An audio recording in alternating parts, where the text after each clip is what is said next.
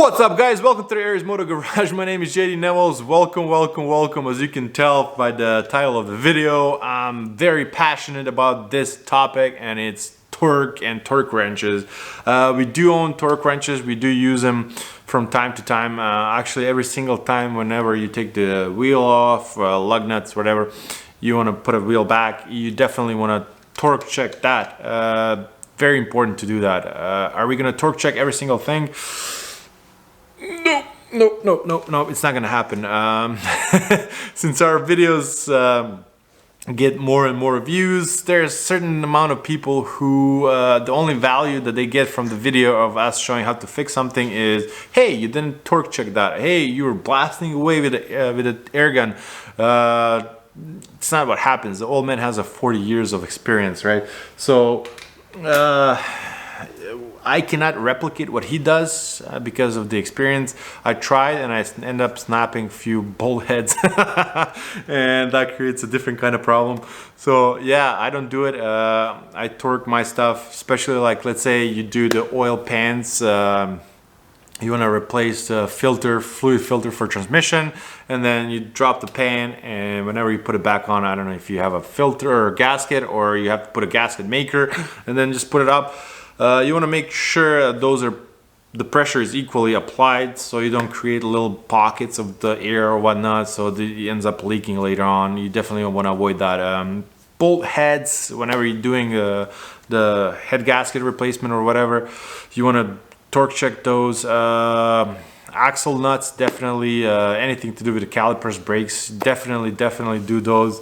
But like every single little trim piece and little bracket, we are not gonna do that. Definitely not gonna do that. If it's gonna make you feel better, if you do it, go ahead and torque check everything.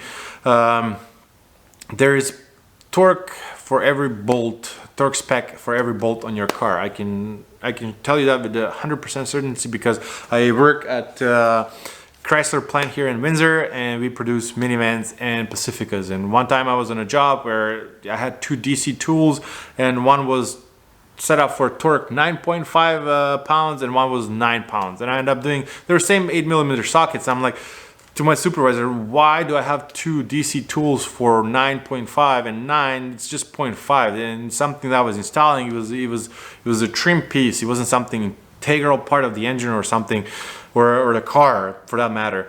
And he was like, well, I would have to actually write an email to engineer, so engineer would have to come down and he would have to assess everything, do the calculation, do the math, and then tell us, which he ended up doing. The engineer ended up coming, and then I think it was like 2 months later we got an email back like, yeah, you can eliminate one DC tool for 0.5 pounds of torque, which is insane.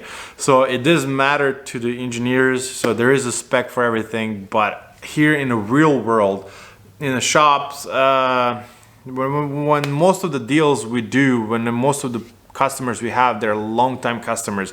It's not like we don't have like much of new customers coming in every day, like just randoms walking from the street.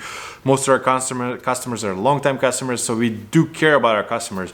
It's not part like, but when you do the flat rate, you have to be done, right? You can't spend too much time. You can't spend torque checking every little thing. It's not feasible. It doesn't make any difference, honestly. Like the old man has so much experience. Like when he cracks it, he does it, and he's confident that it's good, and it doesn't come back. Like that's the thing. Like over the years, when you learn that,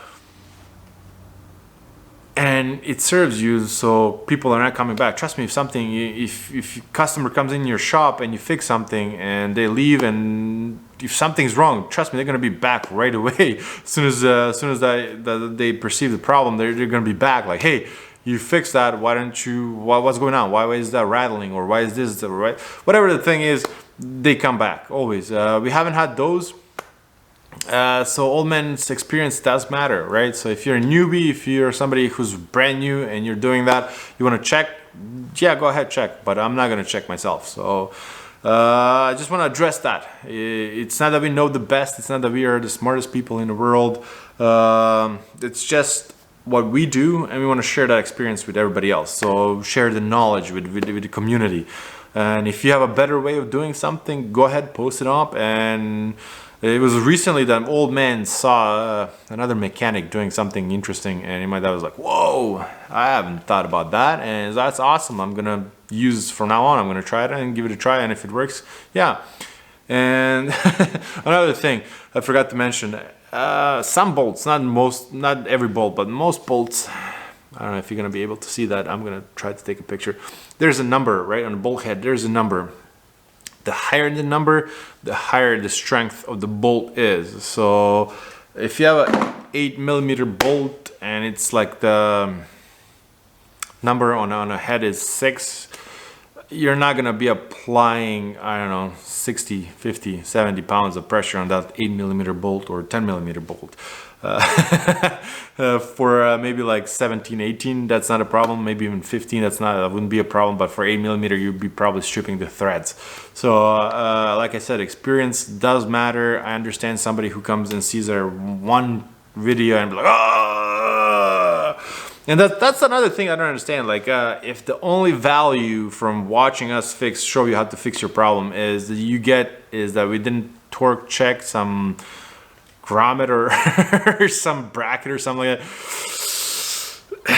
And again, I want to thank you for watching the video and leaving the comment. That's helping us out for sure. But it is what it is. I'm not gonna sit here and be like, oh, we are the best, we know the best. It's not the thing. So videos are made to help you. If you take it, take it. If not, well, thank you for watching and leaving the video. Anyways, that's about it for this video, and I still have to buy some parts for the Subaru BRZ, and why I'm saying BRZ, it's not BRZ, it's a Scion FRS. I don't know why.